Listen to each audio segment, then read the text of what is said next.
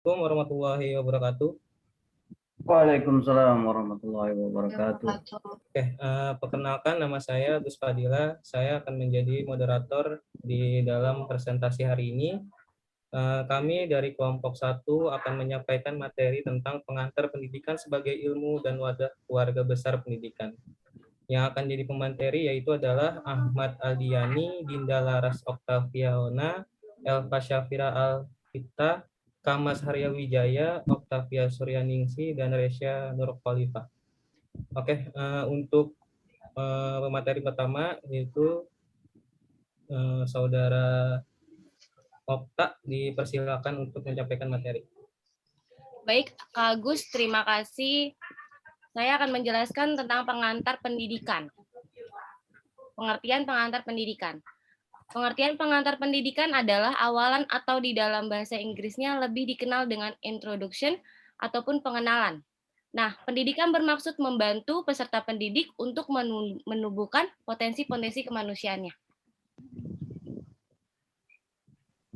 Bentar, ini kenapa ini? Nggak kelihatan. Sudah? Oh. Tulisannya nggak kelihatan. Dihapus, Gus. Ya. Silakan dilanjut. Udah kelar. Baik, untuk pemateri selanjutnya yaitu Saudara Dinda, dipersilakan. Baik, terima kasih Kak Gus. Pendidikan sebagai ilmu. Istilah ilmu pendidikan sering disebut juga sebagai terjemahan dari bahasa Yunani, yaitu pedagogues, yang berarti pemuda yang bertugas untuk mengantar anak ke sekolah serta menjaga agar ia bertingkah laku susila dan disiplin. Dari istilah ini kemudian dikembangkan menjadi istilah-istilah lain dalam pendidikan seperti pendidik atau pedagog, mendidik, pedagogi, dan kemudian melahirkan ilmu pendidikan atau pedagogi.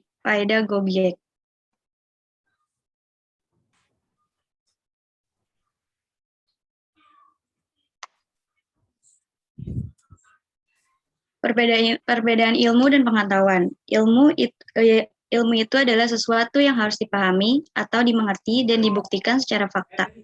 Pengetahuan adalah suatu hasil dari rasa keingintahuan melalui proses sensoris, terutama pada mata dan telinga, terhadap objek tertentu yang belum teruji kebenarannya. Contohnya kayak perbedaannya itu ada jangkauan sama metode pembuktian.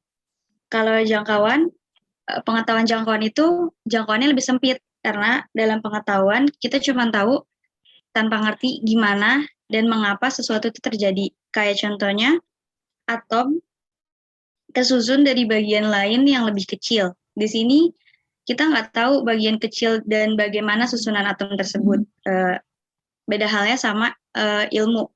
Kalau ilmu jangkauannya itu lebih luas karena kita nguji dan juga meneliti segala sesuatu. Kayak misalnya ilmu fisika inti kita dalam mengetahui bahwa atom terdiri dari proton, neutron, dan elektron. Ilmu juga mengetahui bahwa elektron memiliki tingkat energi yang berdampak pada sifat fisik atom tersebut. Kalau metode pembuktian dari pengetahuan bersifat subjektif atau bergantung pada siapa yang mengetahui hal tersebut.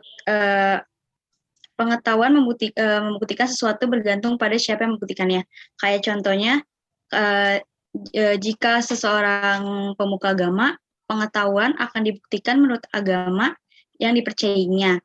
Kalau seorang politikus, maka pengetahuannya akan dibuktikan menurut pemikiran politik dan kepentingannya. Kalau ilmu selalu dibuktikan dengan metode ilmiah sistematis. Dalam ilmu terdapat percobaan yang tersusun secara jelas dengan langkah-langkah dan rambu-rambu yang sudah jelas. Hal ini membuat ilmu bersifat objektif. Tidak peduli siapa yang membuktikan ilmu tersebut, yang akan dilihat hanyalah objek penelitiannya saja. Oke, baik. Materi selanjutnya akan disampaikan kembali oleh Saudara Okta. Dipersilakan. Ya benar. Maaf. Mana? Oke. Baik, Kak Agus, saya akan menyampaikan tentang pembuktian ilmu. Pembuktian ilmu dapat disebut ilmu setelah melakukan proses pembuktian, baik itu dari peralatan ilmiah maupun dengan penelitian ilmiah. Pembuktian peralatan ilmiah yaitu pembuktian dengan laboratorium. Sedangkan penelitian ilmiah yaitu menelaah suatu masalah dengan sudut pandang keilmuan yang kita miliki.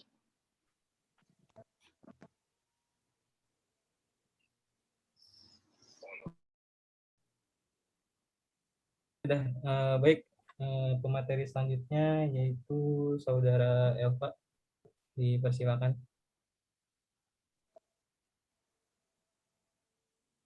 Di sini mau menjelaskan tentang pendidikan. Pendidikan adalah proses pengubahan sikap dan tata laku seseorang atau kelompok orang dalam usaha mendewasakan manusia melalui upaya pengajaran dan pelatihan. Pengertian pendidikan itu sendiri merupakan bagian yang inheren atau bawaan dengan kehidupan. Di sini kelompok 1 akan mengambil 3 contoh dari definisi ilmu pendidikan. Kak Agus, boleh dilanjut slide-nya?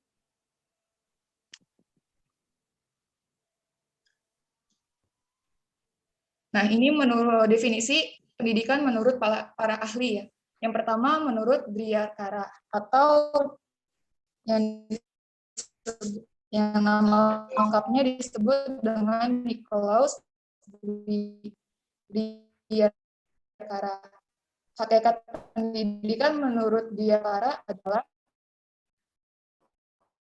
dan dididik merupakan perbuatan fundamental yaitu yang mengubah dan menentukan hidup manusianya di nama lengkapnya itu dan adalah seni praktek atau profesi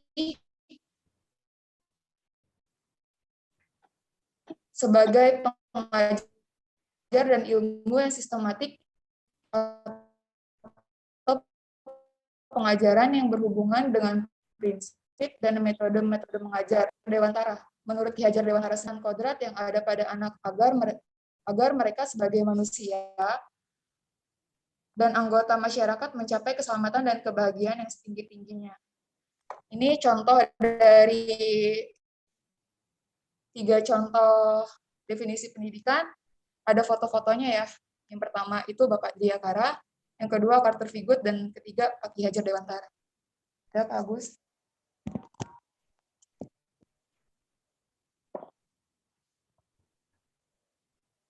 Oke, baik. Karena Bang Kamas kebetulan belum hadir, maka saya akan sedikit. Udah hadir nih. Oh, udah hadir? Oke, baik. Ya. Kalau udah hadir, materi selanjutnya akan disampaikan oleh Bang Kamas, dipersilakan.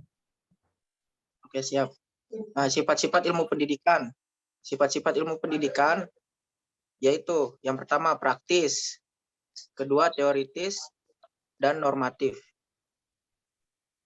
Lalu objek ilmu pendidikan.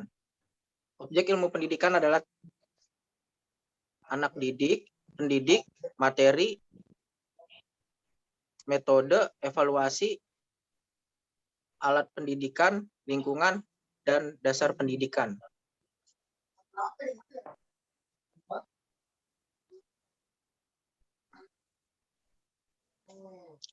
Udah bisa dilanjut. Baik. Selanjutnya pemateri akan disampaikan oleh Saudara sebentar. Resya, dipersilakan. Resya. Ya, Kak. Oh, silakan disampaikan materi. Iya. Kenapa sih manusia itu butuh pendidikan? Karena pendidikan sejatinya merupakan suatu kebutuhan primer bagi setiap manusia. Manusia juga membutuhkan pendidikan dalam kehidupannya.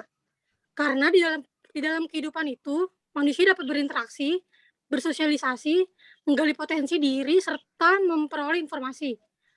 Pendidikan juga bertujuan untuk melatih, membiasakan manusia, sehingga potensi bakat dan kemampuannya menjadi lebih sempurna. Pendidikan juga merupakan suatu proses belajar yang memberikan suatu hasil yang disebut dengan hasil belajar. Pendidikan juga membuat kita lebih mengerti tentang suatu pekerjaan dan membuat kita lebih mempertinggi kemampuan kita. Ya, sekiranya itu merupakan penjelasan tentang kenapa manusia membutuhkan ilmu pendidikan.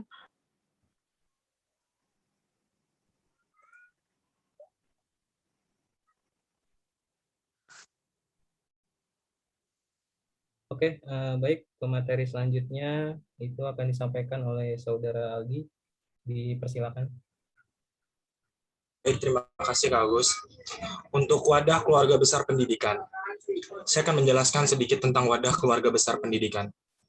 Pendidikan tidak hanya bisa didapatkan di sekolah atau lembaga pendidikan lainnya. Karena pendidikan pertama kali didapatkan seseorang yaitu berasal dari rumah dan keluarganya. Keluarga merupakan wadah pendidikan yang sangat besar pengaruhnya dalam perkembangan kemandirian anak. Oleh karena itu, pendidikan anak tidak dapat dipisahkan dari keluarga. Karena keluarga merupakan tempat pertama kali anak belajar menyatakan diri sebagai makhluk sosial dalam berinteraksi dengan kelompoknya. Orang tua, yaitu ayah dan ibu, merupakan orang yang bertanggung jawab kepada seluruh keluarganya, terutama dalam memberikan pola asuh yang baik bagi anaknya. Oke, baik. Untuk materi selanjutnya yaitu tentang manfaat mempelajari ilmu pendidikan akan saya sampaikan sendiri. Jadi yang bisa kita lihat bersama, manfaat mempelajari ilmu pendidikan itu ada 9 secara garis besarnya. Yang pertama, mengurangi kemiskinan. Kita sudah tahu sama semua, jika seseorang sudah mengalami atau melakukan pelajaran tentang ilmu, apalagi mendapat pendidikan yang layak, maka dia bisa mengubah taraf hidupnya dari yang tidak mampu menjadi mampu. Diambil contoh sebagai profesi guru ya. Di setiap sekolah, baik swasta atau negeri, jika ilmu pendidikannya bagus, maka dia akan mendapat insentif atau pembayaran yang bagus juga dari ilmu yang dia pelajari.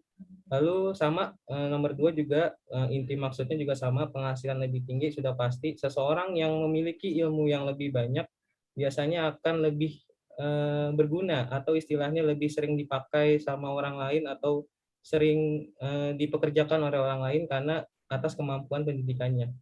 Lalu menawarkan kesetaraan, ya jika seseorang sudah berpendidikan, walaupun umurnya lebih kecil atau umurnya lebih tua, biasanya itu akan setara, ya. Contohnya seperti saya dengan kalian, saya mungkin emang lebih lebih tua angkatannya daripada kalian, tapi dengan kita melakukan pembelajaran bersama, melakukan pendidikan bersama, maka saya jadi setara dengan kalian, gitu. Kalian juga setara dengan saya. Lalu selanjutnya adalah meningkatkan kesehatan. Ya, sudah pasti seseorang yang paham akan ilmu pendidikan, dan ilmu pendidikan itu bukan hanya tentang pelajaran biasa di kuliah atau di sekolah, tapi tentang ilmu apapun, termasuk kesehatan. Seseorang yang tahu kalau dirinya itu sakit, maka dia akan mencari informasi apa yang harus saya lakukan agar sembuh, apa yang harus saya jaga supaya sembuh. Nah, itu adalah ilmu juga, itu pendidikan juga. Lalu selanjutnya pertumbuhan ekonomi, sudah pasti dari poin 1 dan poin 2 itu sudah dijelaskan. Seseorang yang punya ilmu pendidikan yang lebih pasti akan melakukan atau bisa mencapai pertumbuhan ekonomi yang baik, gitu. Lalu selanjutnya mengurangi kejahatan, ya. Itu juga kita bisa pahami bersama, sudah pasti yang paling menakutkan dari seorang manusia adalah bukan karena kelaparan, tapi karena kebodohan. Jika seseorang sudah mengalami kebodohan, maka dia akan dimanfaatkan atau dipergunakan oleh orang lain untuk kejahatan. Nah, di saat ilmu pendidikan itu menjadi peran sebagai benteng orang-orang dari ilmu negatif, dari masukan-masukan negatif, ya. Jadi itu yang mengurangi kejahatan. Selanjutnya adalah manfaat lingkungan.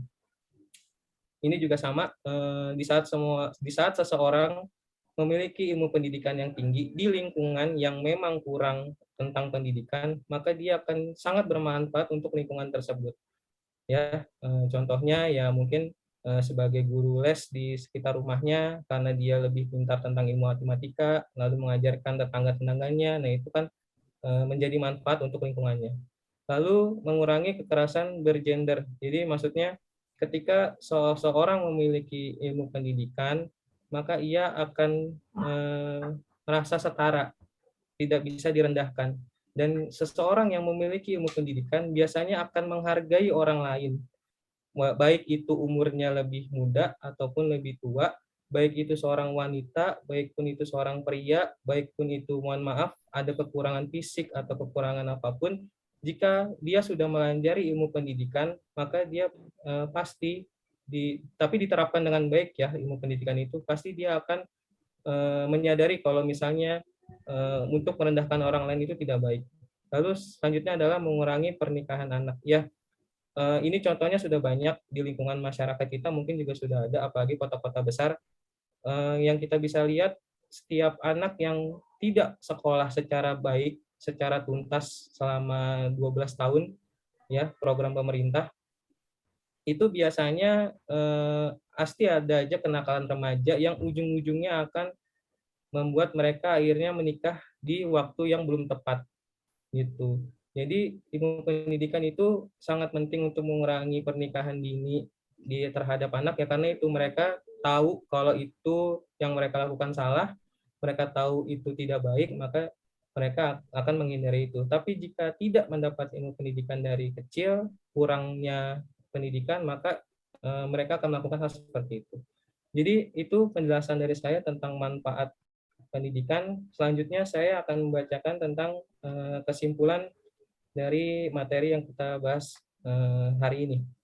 Oke, baik. Pengantar pendidikan adalah awalan atau dalam bahasa Inggris lebih dikenal dengan introduction atau pengenalan.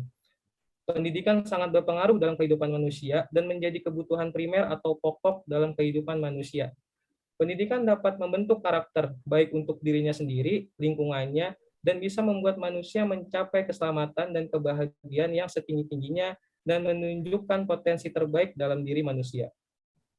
Pendidikan sebagai ilmu adalah suatu yang dapat dibuktikan baik itu dari peralatan ilmiah maupun dengan penelitian ilmiah. Ciri-ciri ilmu sebagai berikut bisa dibuktikan: bersifat universal, objektif, serta mengandung ontologi, epistemologi, dan aksiologi. Sifat ilmu praktis, teoritis, dan normatif.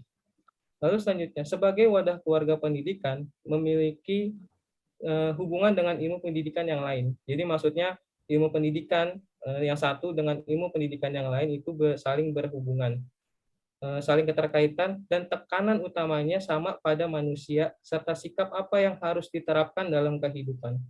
Pendidikan juga berkaitan erat dengan keluarga dan lingkungan sebagai tempat pertama kali seseorang mengalami pendidikan secara non-formal.